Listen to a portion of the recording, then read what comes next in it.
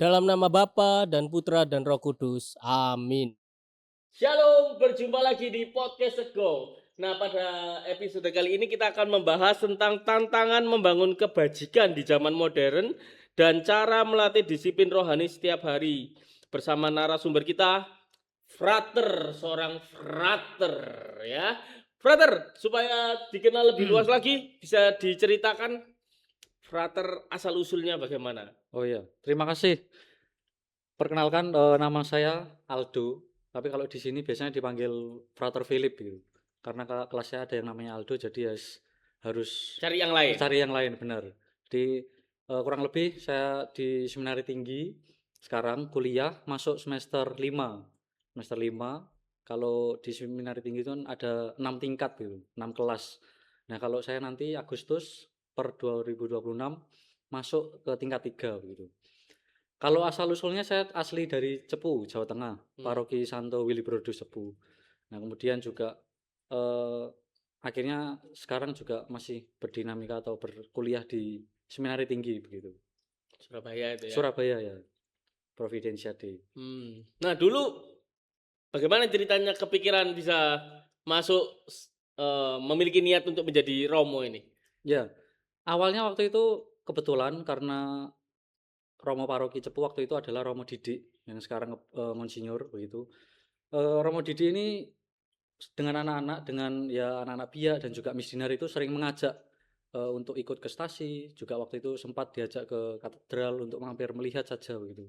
Jadi setiap minggu mungkin ya kurang lebih 2 minggu sekali atau setiap minggunya itu kami diajak anak-anak untuk ikut ke stasi ataupun ya intinya ikut dengan Romo Didik begitu.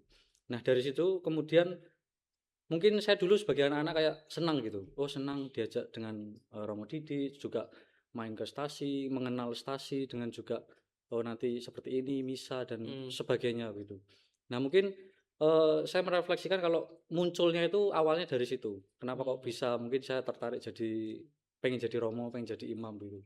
Awalnya dari situ, terus ya lambat laun sampai ke SD, kebetulan puji Tuhan ada wadah misdinar untuk ya mungkin menguatkan itu, bisa lebih dekat dengan Romo, juga pelayanan di altar, dan saya rasa itu cukup membantu mungkin bagi anak-anak muda untuk ya apa namanya membangun dan juga mengenali panggilannya itu nanti seperti apa. Ya saya terbantu di wadahnya misdinar itu, kemudian semakin semakin sering dan juga ya berdinamika bersamalah dengan anak-anak misdinar lainnya. Sampai kemudian SMP, SMA, sebenarnya dulu awalnya saya ingin ini masuk Projo Semarang dulu awalnya. Karena waktu SMA kan saya pindah di Muntilan dulu. Di Muntilan terus saya sekolah di sana dan juga mungkin lebih sering di sana begitu karena juga ada nenek, rumah nenek di sana. Nah, karena itu terus awalnya memang saya tertarik jadi Romo Projo Semarang dulu. Kemudian waktu kelas 2 saya juga berubah pikiran, pengen ada sentilan gitu mau masuk ke Serikat Yesus gitu. Terus setelah saya olah lagi terus juga mungkin ya saya pikir-pikir ada dulu alumni SMA yang saya tempati itu ada seorang Romo yang juga sekarang bertugas di Purwokerto begitu. Saya sempat tanya dengan beliau, sebaiknya bagaimana yang cocok? Apakah keputusan untuk masuk dengan alasan seperti ini baik apa enggak? Nah, ternyata itu mungkin ada alasan yang cukup ya mungkin kalau bahasa sekarang itu FOMO gitu. Jadi FOMO kayak oh masuk ISJ karena banyak yang kenal terus karena apa. Nah, itu mungkin saya menemukan kalau yang waktu itu alasannya kayak kurang murni gitu. Jadi kayak ya sesaat gitu, keputusan sesaat. Kemudian sampailah saya kelas 3 di SMA itu, kebetulan kakak kelas saya yang juga dari Cepu menawarkan saya untuk ikut live in di ini, Jati Jejer, Jadi jujur. Mojokerto. Saya live in dan kemudian saya mendaftar. Lalu sebenarnya ya, sebelumnya itu saya kayak pernah kebingungan gitu. Dan juga saya pernah daftar ke KPA Mertoyudan waktu itu. Karena saya pikir dengan mendaftar di KPA Mertoyudan, nanti setelah di KPA nanti bisa pindah ke Surabaya begitu, Projo Surabaya. Mungkin saya berpikiran seperti itu dan ya mungkin agak kurang lurus, agak kurang benar gitu. Jadi terus setelah itu saya baru live in di Mojokerto, jadi jejer dan kemudian mengikuti dinamika akhirnya sampai ke keputusan ya akhirnya untuk menetap di Keuskupan Surabaya, Projo Surabaya. Jadi awal adanya niatan itu berdasarkan ini ya, interaksi dengan Romo itu ya. Interaksi ya dengan Romo Paroki yang Iya. bisa mendekatkan Hmm. anak-anak kemana gitu. Jadi kedekatan antara Romo dengan anak-anak ini ternyata juga Membantu. membantu Iya, membantu. menanamkan bibit-bibit ya. Mungkin saya dulu kurang deket ya sama Romo. Mungkin bisa jadi. Iya, makanya aduh.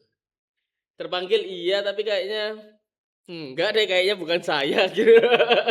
Orang Tapi lain. frater ini dengan keteguhan ya, saya lihat sangat yakin untuk ini ya menjadi seorang Romo ya. Romo. Besok kalau mau kalau jadi Romo pengennya jadi Romo yang seperti apa? Apakah sama seperti Romo Didi ini atau? Nah, itu mungkin juga ada. Maksudnya kayak kalau jadi Romo nanti mungkin lebih berfokus atau mungkin ya dengan anak-anak gitu. Mungkin waktu itu saya juga ada gambaran seperti itu. Kemudian juga sempat beberapa ketika tahun lalu ketika di Mojokerto kan diarahkan, ini nanti pengen masuk ke bagian mana nih? Ada Romo OMK, mungkin juga lansia dan lain-lain. Waktu itu sempat juga tertarik untuk terjun berdinamika di bagian ini yayasan gitu. Jadi mungkin juga berangkat dari pengalaman saya ketika dulu di sekolah cepu, yayasan cepu yang mungkin ya naik turun lah, terjadi ada pengalaman yang ya begitu gitu. Jadi mungkin ada apa ya, dari latar belakang itu terus ada kemunculan keinginan untuk mungkin ikut terjun di bidang itu. Ya mungkin yayasan dan juga mungkin juga anak-anak bagian komisi anak atau apa begitu. Dan memang ketertarikannya dengan anak-anak itu ya, karena percontohannya demikian. Oke, kita masuk ke topik kita pada hari ini, yaitu tentang disiplin rohani sehari-hari dulu ternyata ini. Apa yang dimaksud dengan disiplin rohani dalam kehidupan seorang seminaris? Nah, kalau mendengar kata disiplin kan harusnya ini ya, konsisten gitu. Pagi, siang, sore, malam, dan mungkin itu juga secara terus-menerus dan berulang gitu. Nah, saya kira kalau disiplin rohani, misalnya kan juga di seminari itu ada kegiatan doa pagi, meditasi, dan juga misa. Itu saya kira memang sudah menjadi bagian dari kehidupan para seminaris frater begitu. Yang kemudian ketika disiplinnya itu sudah ada, sekarang kan yang dibangun bukan lagi untuk konsisten itu, tapi bagaimana bisa memaknai rohaninya itu. Maksudnya bisa menangkap apa yang di kegiatan rohani. Oke, kalau misalnya setiap pagi misa, setiap pagi meditasi, setiap pagi juga bereviran, ibadat. Tapi kemudian di disiplin itu kemudian harusnya bisa ditemukan kayak makna-makna rohaninya itu apa. Entah itu mungkin juga memiliki intensi atau memiliki apa yang ingin dipersembahkan, itu mungkin yang bisa saya sampaikan dulu. Ya intinya kalau disiplin rohani itu ya para frater yang memang sudah selayaknya dan juga sepantasnya itu mengikuti dinamika bagaimana kegiatan rohani itu dilaksanakan di seminari begitu. Semacam SOP rohani itu. Ya mungkin jam sekian harus segini, ya, gini. ada Cuman jadwal. Tentu ada pemaknaan ya. Ya. Karena dunia pendidikan sekarang kan juga gitu. Kita sedang banyak gencar itu di bagaimana menciptakan pembelajaran yang bermakna gitu ya. Oke. Mengapa disiplin rohani penting bagi pertumbuhan panggilan imamat? Nah, ini menarik. Kenapa kok penting disiplinnya rohani itu bagi ya mungkin bagi frater gitu.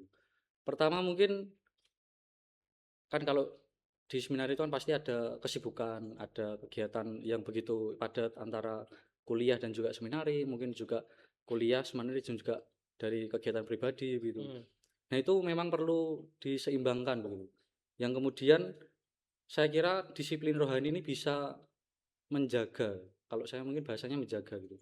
Ketika sudah ikut kegiatan kuliah, kegiatan seminar yang cukup padat mungkin dengan berbagai jadwal yang harus bersama dan lain-lain, pasti ada kayak rasa lelah, rasa apa namanya, mungkin bosan dan lain-lain.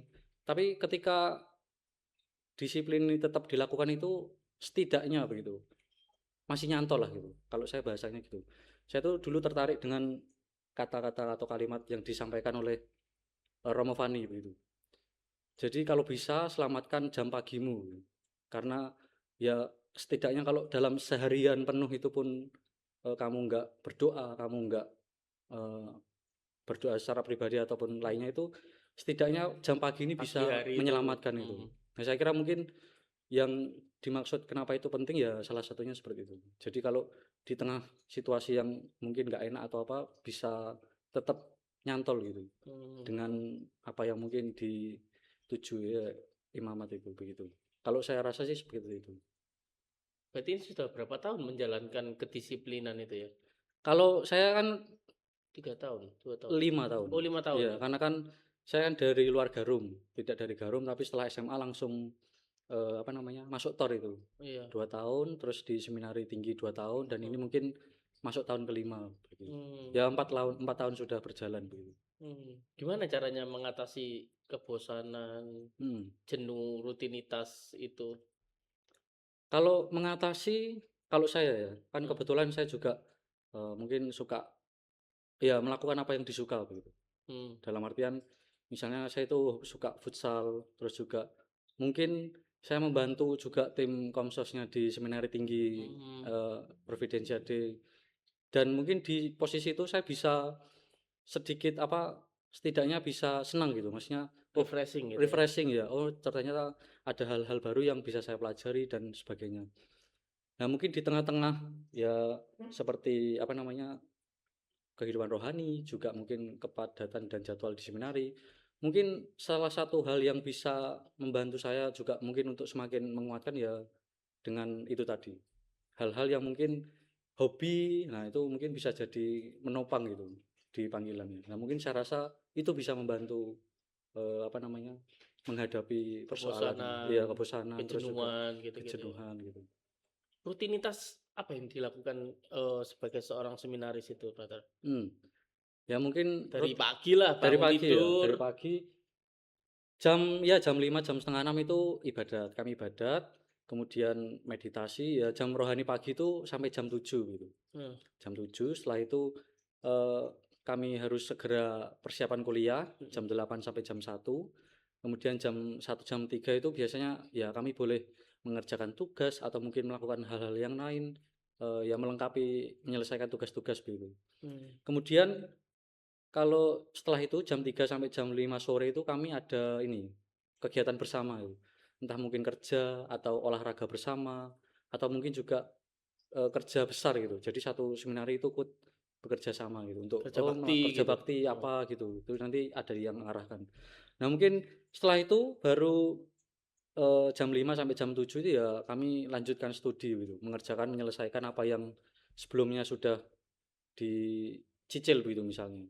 Terus kemudian jam 7 sampai jam 8 kegiatan rohani malam, dan setelah itu sampai jam 10 kami harus diusahakan untuk ya tidur gitu. Maksudnya sudah tidak berkegiatan di area yang misalnya area komputer dan lain-lain gitu.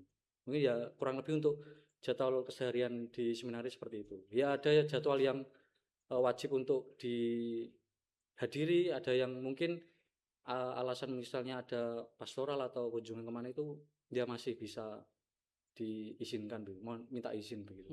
Nah, gitu. Ada yang memang harus datang dan juga diusahakan mungkin ya bisa gitu, untuk jam-jam seperti itu. Nah mungkin kalau kesibukan atau rutinitas di seminari tinggi Providensia itu seperti itu kurang lebih. Ngosek WC gitu, frater juga ngosek WC? Iya, nah itu termasuk yang jam 3 sampai jam 5 sore tadi. Itu? Kerja kamar mandi, kerja kamar juga, terus juga mungkin kerja besar itu nyuci motor, lapangan dan lain-lain, itu banyak sekali. Maksudnya sudah terjadwal nanti minggu pertama itu mengerjakan mana dan lain-lain, itu sudah runtut gitu.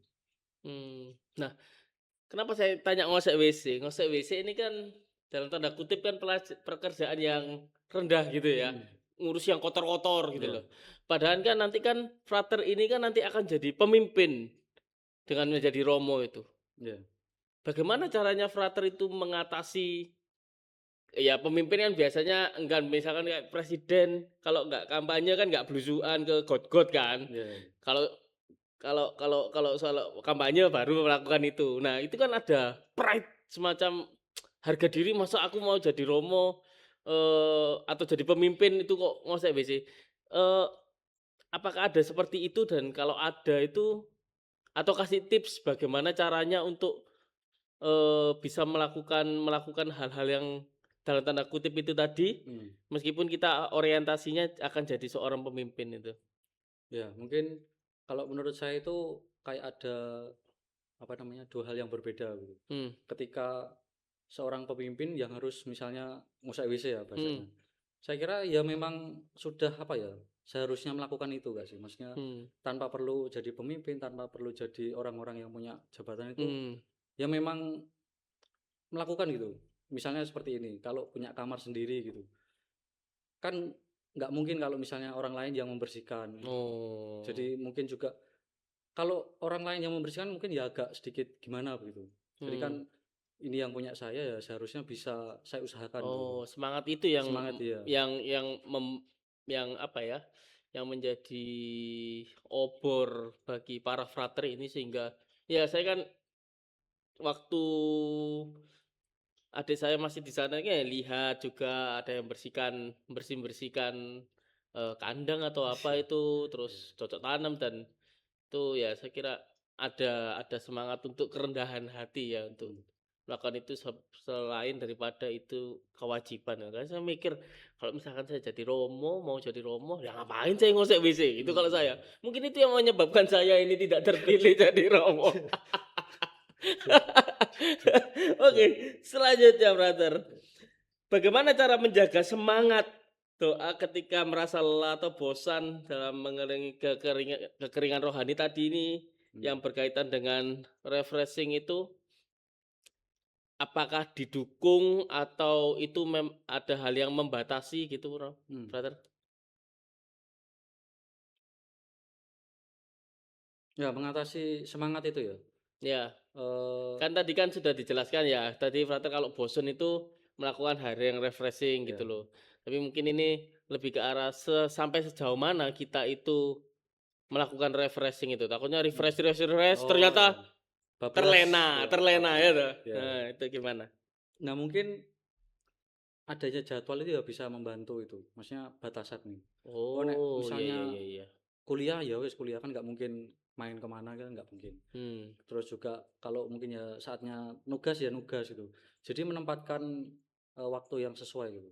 Mungkin itu eh, biar tetap bisa semangat gitu. Misalnya ada salah satu contoh yang juga saya temukan itu ketika jadi kami itu di seminari jam 9 malam itu apa namanya rekreasi gitu. Jadi nonton entah itu YouTube atau apa gitu. Jadi kami nonton.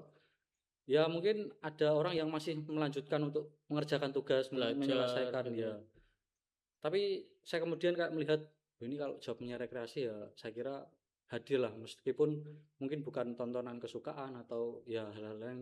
Tapi mungkin ketika bisa apa ya Ngumpul. ngumpul Heeh. terus juga bisa merasakan waktu yang sudah diberikan itu mungkin saya bisa kayak semangat gitu. Gitu ya. Hmm.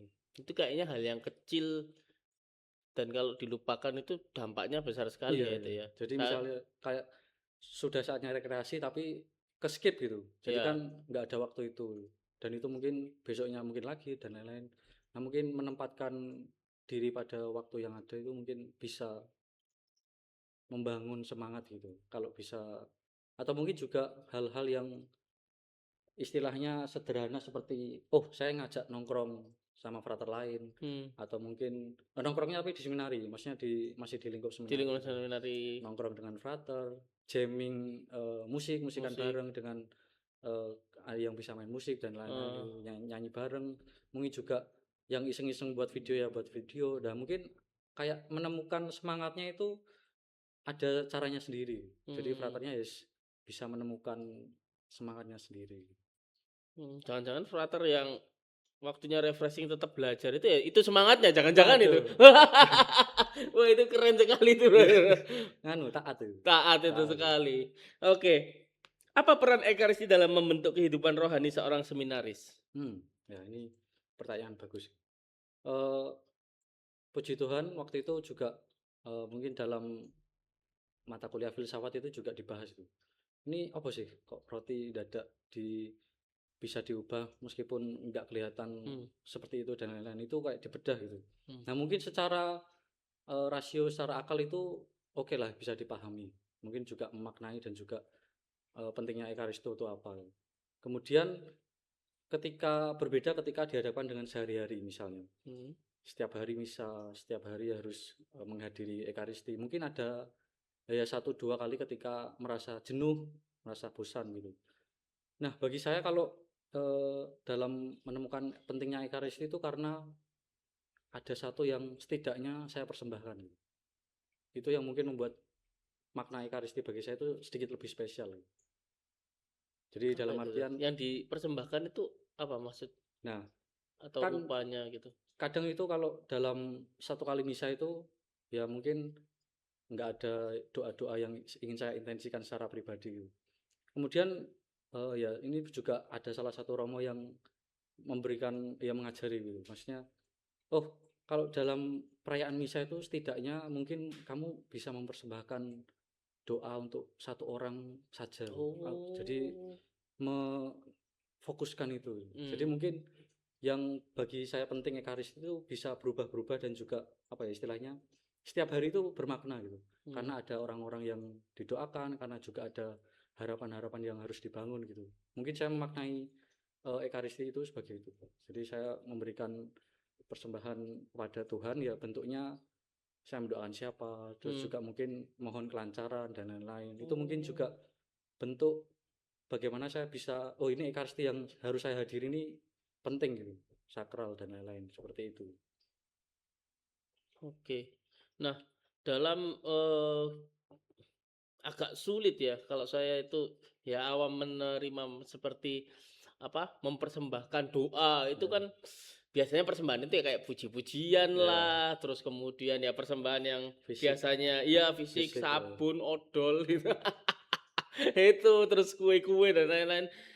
Kan rupanya seperti itu. Ini menarik sekali, ada persembahan ternyata kita bisa mempersembahkan doa Iya, untuk persembahan doa.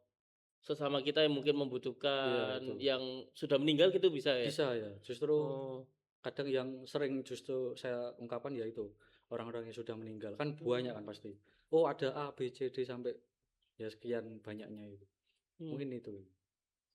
Nah, kita balik sedikit ke rutinitas yang tadi ya.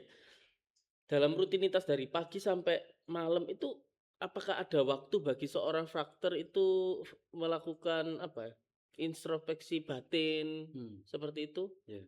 Apakah ada hal yang seperti itu? Kalau maksudnya secara tertulis atau Pemeriksaan batin atau eksamen eksamen gitu ya ya? eksamen. Hmm. Itu kalau secara jadwal itu memang ada. Jadi Hmm. sebelum tidur itu pasti eh, ya setidaknya menuliskan apa gitu. Refleksi itu ya? Ya, tapi kan mungkin ada orang, ada frater mungkin juga saya itu nggak menulis tapi lebih ke memikirkan dulu baru poinnya apa yang saya tulis gitu. Jadi Hmm. nggak yang seperti deskripsi naratif begitu tidak. Tapi saya poin-poin, oh pada hari ini tuh kayak saya merasakan ini loh. Terus menghadapi seperti apa. Terus selesai nggak sih? Misalnya kalau ada problem Hmm. itu bisa terselesaikan nggak? Kalau enggak ya apa nanti selanjutnya. Nah itu mungkin ada waktu untuk eksamen itu. Hmm. Tapi ya tergantung dari kembali lagi ke fraternya mungkin bisa diperdalam atau mungkin ya hanya sebatas merenungkan saja. Nah, Hmm. mungkin itu juga ada pentingnya romo bimbingan rohani. Hmm. Ketika saya merefleksikan, oh ini kok misalnya filsafat ini kok nggak ada maknanya ya bagi hidupku. Maksudnya bahasa apa sih sebenarnya kayak nggak begitu penting gitu.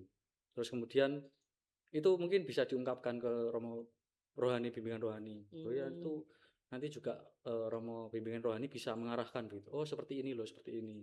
Dan kemudian ya itu bisa istilahnya melengkapi gitu. Apa yang saya renungkan, apa yang saya eksamenkan itu bisa juga saya ceritakan kepada orang lain ataupun romo-romo yang sudah diberikan tanggung jawab untuk mendampingi seperti itu.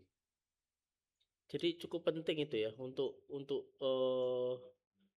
seorang seminaris frater itu untuk melakukan pemeriksaan batin itu ya namanya ya. Iya, saya kira juga penting karena mungkin ini akan juga dibawa ke mungkin kewartaan ya saya rasa. Hmm. Dalam artian misalnya kayak eh, misalnya ada Injil tentang orang Samaria begitu. Hmm. Terus saya juga dulu punya pengalaman, punya refleksi eksamen tentang orang Samaria juga saya rasakan gitu.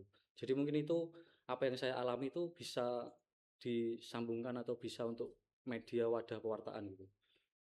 Mungkin saya rasa seperti itu sih, kayak misalnya hal-hal seperti itu. Kalau Frater sendiri pernah waktu melakukan pemeriksaan batin itu malah goyah dengan panggilannya gitu. Eh ya ada masanya mungkin itu juga adanya apa ya namanya, ada hal-hal seperti faktor lelah, terus juga mungkin capek, juga banyak tugas mungkin waktu itu. Sehingga apa yang dieksaminkan itu kayak apa ya, campur Jelek-jelek aduk tok ya, gitu ya. jelek-jelek tok, terus Hmm. sampai ada rasa-rasa yang takut gitu, takut yang Hmm. sungguh-sungguh takut. Ini ya apa ya, gitu. Sampai mempertanyakan seperti itu. Hmm. Kami kemudian setelah melewati kayak masa ya mungkin masa desolasi lah gitu. Masa Hmm. yang kayak gelap-gelapnya gitu. Itu di kemudian hari ketika sudah bisa kemudian tenang dan juga melanjutkan itu, oh iya saya pernah merasakan takut waktu itu, dan itu mungkin juga bisa menjadi cerita. Jadi kalau jadi Romo, jadi frater itu ya enggak seneng-seneng tok, enggak yang kelihatan happy-happy tok dan lain-lain, tapi juga ada rasa takut, ada rasa ya banyak problem yang bisa dirasakan gitu. Hmm. Dan pada saat itu apakah itu diselesaikan sendiri atau ada bantuan dari 1-2 orang gitu?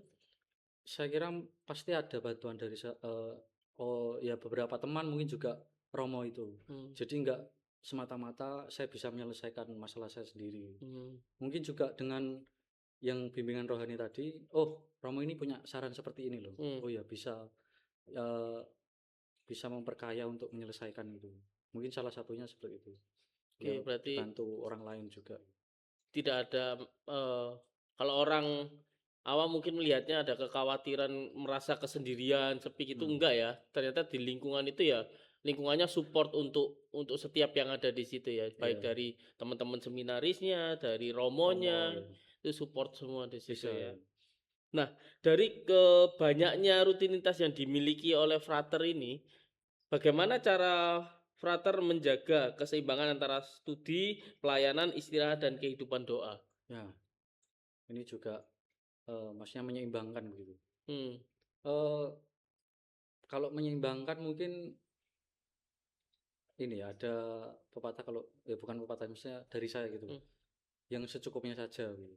Yang Secukupnya secukupnya saja saja. gitu. Gimana itu? Jadi kalau misalnya jadi kami kan seringkali frater seminari tinggi itu dimintai untuk pastoral. Oh, ada dari biak mana, biak paroki mana, rekat mana, terus juga kunjungan ke seminari dan lain-lain. Kan pasti buahnya itu. Hmm. Sedangkan sebenarnya juga tidak hanya dalam bidang pastoral yang harus apa namanya diterjunkan, tapi juga ada studi, ada juga Yang lain-lain ya. kepribadian dan Hmm. lain-lain. Itu memang tahu batas sama secukupnya itu mungkin bisa apa ya, bisa untuk menyeimbangkan gitu. Jadi kalau misalnya ya nggak bisa ya ngomong nggak bisa ya, tegas gitu. Hmm. Kalau misalnya bisa ya saya ambil bisa, terus juga bisa membantu mereka gitu. Jadi ya Oh, secukupnya bagi yang saya rasa bisa dihandle. itu untuk mengatasi juga kesungkanan itu ya. Biasanya Ya. kan kita kan Iya sungkan iya iya akhirnya iya. diambil semua. Ya, Diambil ya, semua, ya, ya semua. tapi juga malah keteteran itu. Oh. Malah studinya enggak benar, terus doa hariannya juga enggak sesuai gitu. Mungkin tahu diri batas sama ya secukupnya seperti apa gitu, dari setiap pribadinya gitu. Hmm. Secukupnya kata kuncinya ya. Jadi segala sesuatu yang berlebihan juga tidak Tidak baik. baik. Oke, kita masuk ke topik selanjutnya, yaitu pembentukan karakter dan kebajikan. Ya. Waduh. Kebajikan apa yang paling penting untuk dilatih seorang seminaris saat ini? Saat ini.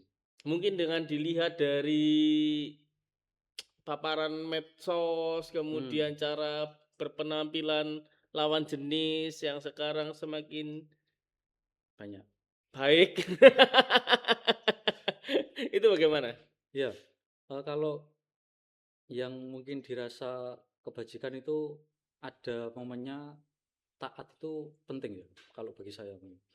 Kenapa? Waktu itu juga Jadi romo kami itu ketika kami pakai seragam polo gitu, mungkin view-nya mungkin nggak enak ya, nggak cocok gitu. Kan Mhm. kuliah, kan kalau kuliah kan biasanya ya rapi, terus Heeh.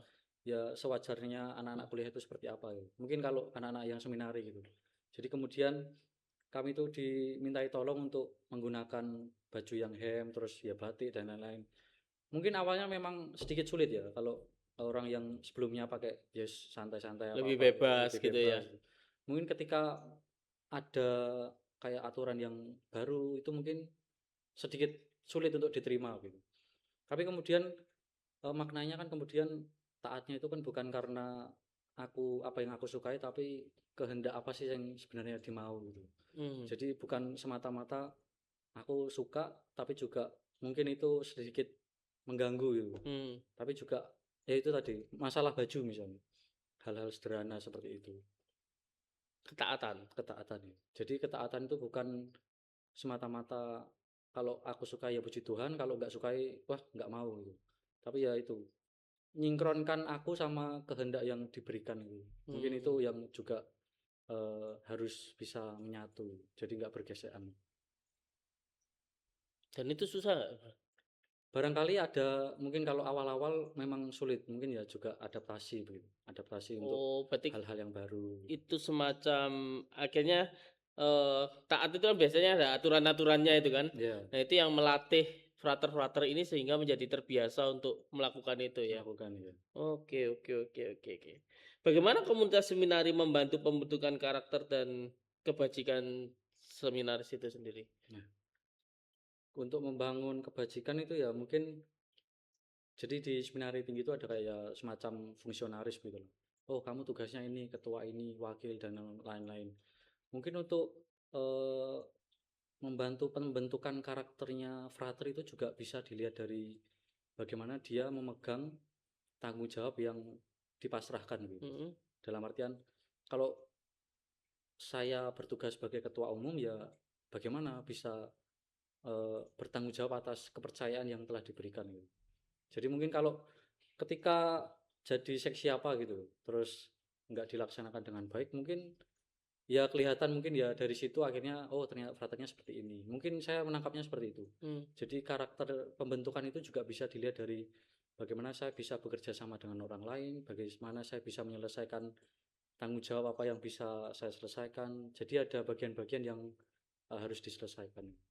Jadi mungkin karakternya bisa kebentuk gitu. Oh Hmm. kalau Hmm. misalnya tugasnya tadi gak selesai, terus misalnya dari ketua umumnya kayak, ayo sedang diselesaikan sebentar lagi kan soalnya sudah ganti Ada, tingkat gitu iya, misalnya. Nanti malah numpuk-numpuk-numpuk numpuk. gitu. Nah mungkin pasti ada dialog itu kan ada kayak respon yang, oh yes nanti saya selesaikan secepatnya. Hmm. Atau mungkin respon yang sedikit ya panas lah begitu. Nah Eh, mungkin itu juga bisa membentuk karakter dari setiap operatornya hmm. gitu. Selain mungkin yang dari tadi disiplin, entah mungkin disiplin secara jadwal dan juga rohaninya begitu. Hmm. Ya di luar kan ini kan masalah aku dengan kamu, masalah dengan teman-teman lainnya juga gitu. Diselesaikannya seperti apa?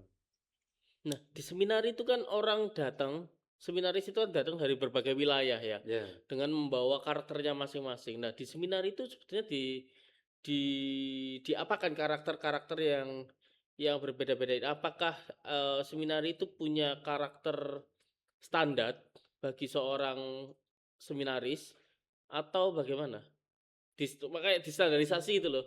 Kalau misalkan kita dari kampus A ke kampus B kan kemudian ada matrikulasi, ya, dimatrikulasi dulu sehingga jelas. ada satu dasar yang sama gitu. Apakah ada kayak gitu atau ya sudah yang baik-baik di tempat aja atau gimana?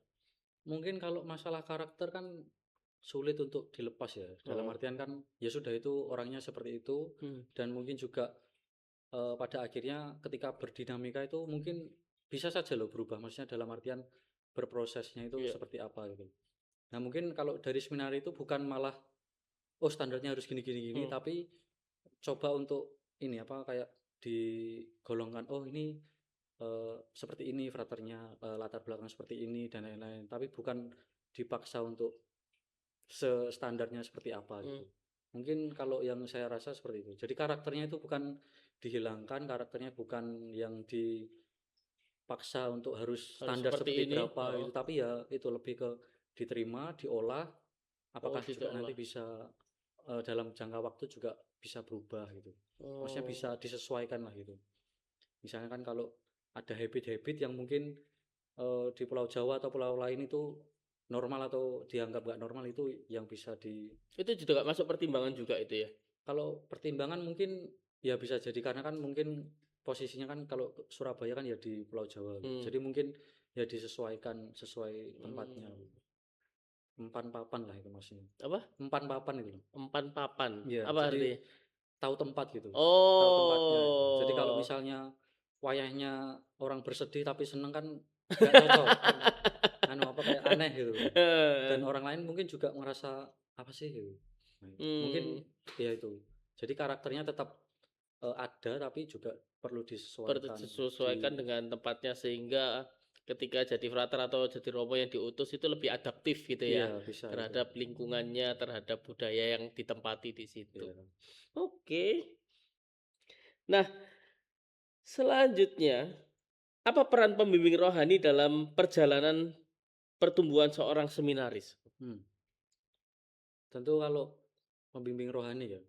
namanya kan pembimbing rohani itu membimbing dalam hal kehidupan rohaninya itu seperti apa. Hmm. Itu yang maksudnya yang jelasnya seperti itu. Jadi kami itu setidaknya 1 bulan sekali itu pasti bimbingan rohani gitu. Hmm. Dengan romo yang sudah dipercayakan gitu, sudah yang dipilih gitu.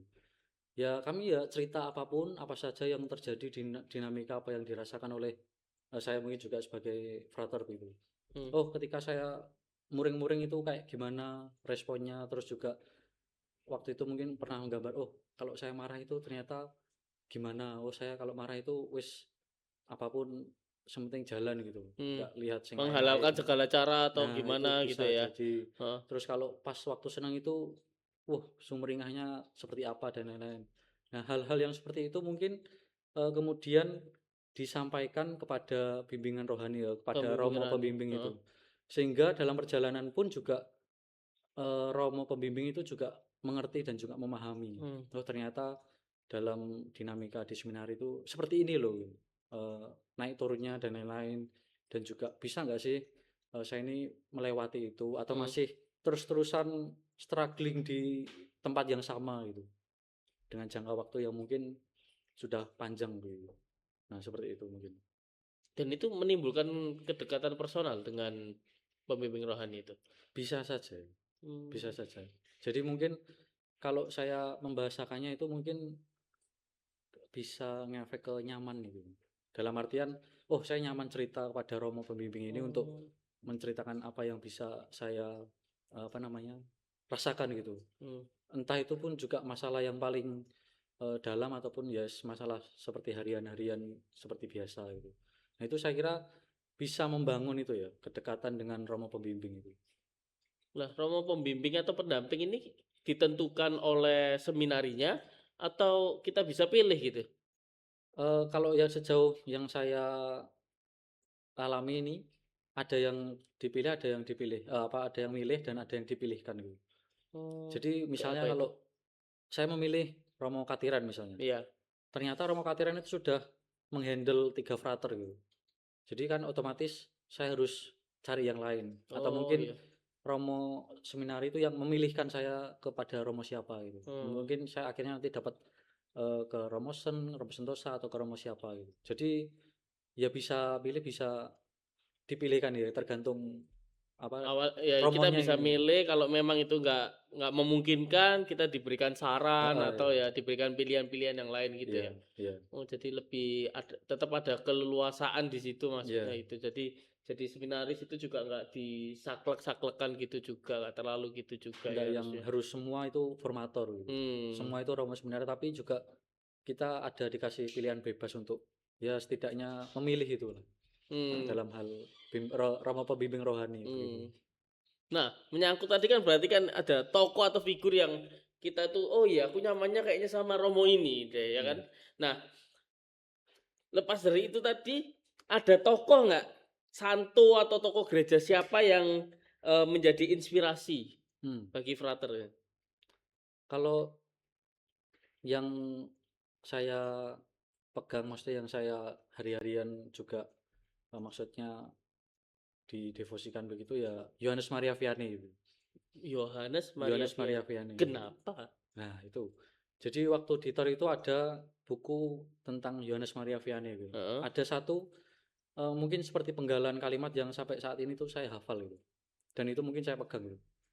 Intinya itu kayak jadilah apa ya? Intinya kalau kamu sukacita nanti pasti orang lain juga ikut sukacita. Hmm. Dan perumpamaannya itu apa ya? Sederhana gitu.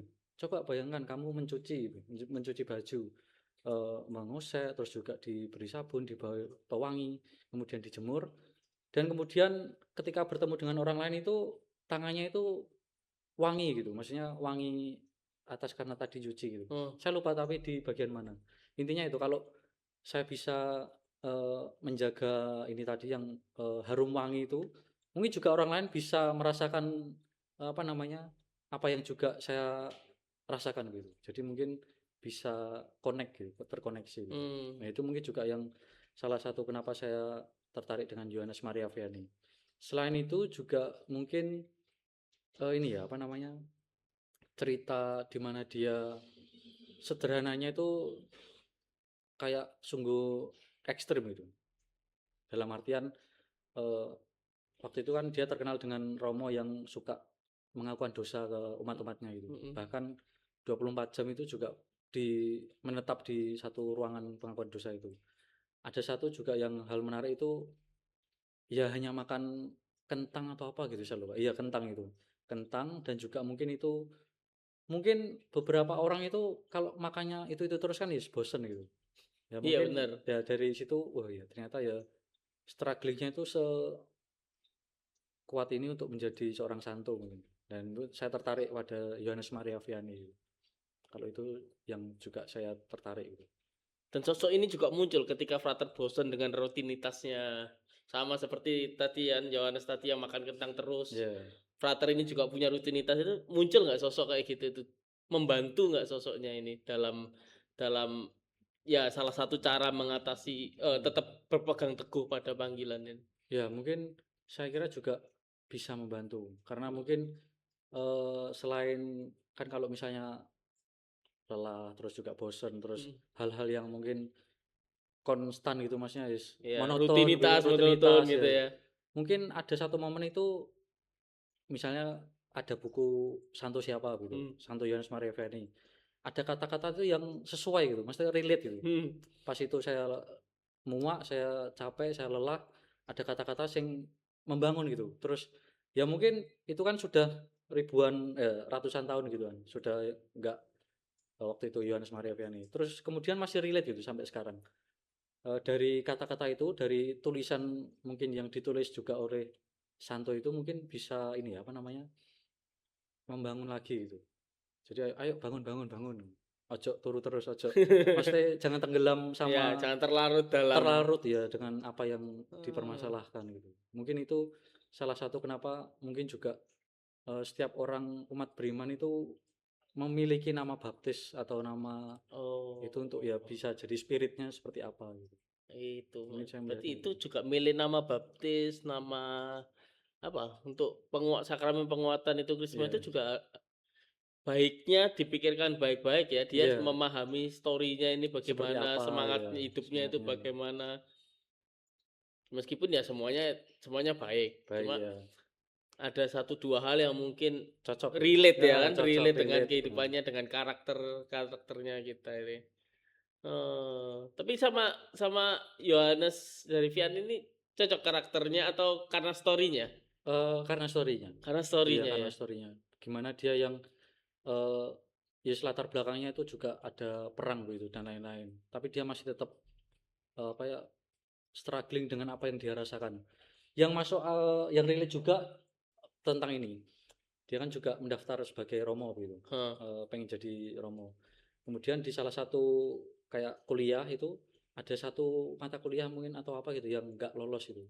Dan itu menjadi keberatan yang oh ini kayaknya nggak bisa dilanjutkan nih si Santo Yohanes Maria Vianney ini. Bisa nggak bisa kayaknya nggak bisa. Maksudnya nggak tertolong lah gitu. Peluangnya tertutup gitu Peluangnya ya. ya karena mungkin ada hal yang tidak bisa dicapai mungkin secara akademis gitu. Tapi kemudian ternyata kekuatannya itu nggak mau pada akademisnya toh. Tapi ya itu Hmm. tadi story-nya gimana, terus cara hidup apa ya prinsipnya seperti apa itu mungkin bisa apa yang awalnya gara-gara Mustahil. mustahil itu akhirnya oh iya bisa malah jadi santo gitu. Nah, Nah, gitu. Jadi kan kayak ya semua itu bisa mungkin nggak ada hmm, yang nggak mungkin tidak menutup kemungkinan tidak Frater menutup ini nanti juga jadi santo ya. waduh agak agak agak berat ya santo Karena saya iya sendiri ini santo. Nama saya Cornelis Tiadi Santoso. mungkin ya harapannya kan ada oh santo Iya, supaya spirit santunya ini tetap ada hidup itu ya kan. santos Oke, kita masuk di segmen yang terakhir, pertanyaan penutup. Apa pesan Frater bagi kaum muda yang ingin bertumbuh dalam kekudusan di tengah tantangan zaman modern? ya pesannya mungkin eh, karena kan juga saya menjumpai anak-anak di Grand ini yang cowok misalnya ya oh dia pengen jadi romo pengen jadi apa namanya tertarik gitu Hmm. karena juga dari misdinar ataupun kegiatan sehari-harinya ya silakan kalau misalnya mau jadi romo begitu tapi tidak menutup kemungkinan kalau menjadi menanggapi panggilan menanggapi kekudusan itu tidak hanya sekedar memakai jubah juga memimpin di gereja tapi juga melalui hal-hal yang sehari-hari bisa dilakukan sederhana misalnya nah mungkin pesan yang saya ingin sampaikan ya kalau bisa mencintai apa yang dipilih gitu. Mencintai apa yang Mencintai dipilih apa yang dipilih. nah, Selanjutnya, langkah sederhana apa yang dapat dilakukan umat setiap hari untuk melatih disiplin rohani? hmm, Tips ini berarti tips schedule ya, kayak orang olahraga nge-gym itu kan sekarang ada aplikasinya ya. ya, Ini berapa repetisi ini berapa repetisi. Nah, hmm. kalau untuk melatih kerohanian nih, disiplin rohani ini gimana, Bang? Karena disiplin itu kan pasti ada hubungannya dengan jadwal gitu ya, saya Hmm. kira gitu mungkin perlu untuk kan kalau biasanya kan doa atau kegiatan rohani itu yang bagian sisa-sisa lah nanti kalau sebelum tidur sebelum nutup hari itu baru dikasih gitu nah coba kalau dirubah maksudnya dalam artian kegiatan rohani atau doa itu bukan disisakan tapi diberi waktu. Oh, nanti jam Hmm. 12 aku harus angelus nih. Kalau mungkin sore doa apa gitu atau mungkin setiap malam pasti harus rosario dan lain-lain. Mungkin menetapkan atau memberi jadwal itu bisa apa ya namanya? Mungkin membangun itu tadi. Jadi enggak aku mau tidur tak doa gitu. Jadi Hmm. maksudnya di sisa-sisa hari sebelum Ya, tidur gitu, sebelum berganti hari. kalau ada sisa ya doa, kalau nggak ada sisa Ya ya wes nggak gitu. doa. Kelewat Tapi ini gitu. kita rubah ya. Kita rubah jadi kita memberikan waktu Waktu ya, untuk doa memberikan ini. waktu. Oke, jam sekian aku harus ini. Itu yang lainnya yang diundur sedikit. Iya. Angelus kayaknya juga nggak lama kan ya. Ya, ya, ya. Apalagi kalau masa prapaskah kan lebih cepat gitu. Hmm, Apa namanya? Ratu surga Ratu itu malah Surga, lebih iya cepat gitu. betul. Kayak gitu. Oke, terakhir brother. Mohon satu pesan atau ajakan bagi para pendengar untuk mulai membangun kebajikan dan kehidupan doa yang lebih mendalam. Nah, eh, bagi saya doa itu bukan hanya sekedar permintaan, permohonan, semoga eh, apa yang aku inginkan, apa yang aku rasakan itu mungkin bisa terkabul atau apapun. Tapi mungkin bagi saya itu doa ya saya curhat kepada Tuhan Yesus gitu. Kalau misalnya memang di posisi saya jenuh, ya wis ngomonglah, ya Tuhan saya jenuh, ya wis saya kayak hari ini sudah kesal sudah apapun gitu. Jadi jangan kayak yang malah membelokkan, ya Tuhan terima kasih atas ya berkat dan lain-lain. Itu mungkin kesannya kayak bagi saya itu kayak doa formal gitu, bukan Hmm, doa yang berangkat dari dalam gitu. hmm, Nah mungkin apalagi di zaman sekarang itu kan juga banyak percepatan, banyak teknologi betul. AI yang semacam-macam banyak macam itu bisa mendistraksi. Nah saya kira ya itu doa itu. Doa itu lahirnya dari apa yang ingin dari dalam itu, bukan Doalah dari ketulusan hati, gitu ketulusan ya. hati ya gitu. Oke, mantap sekali, brother. Brother, terima kasih atas waktunya. Semoga kita bisa ngobrol-ngobrol lagi di konten-konten selanjutnya. Oke, Thank you. terima Kita kasih. akhiri dengan tanda kemenangan Kristus dalam nama Bapa dan Putra dan Roh Kudus. Amin. Amin. Terima Thank you, kasih. brother.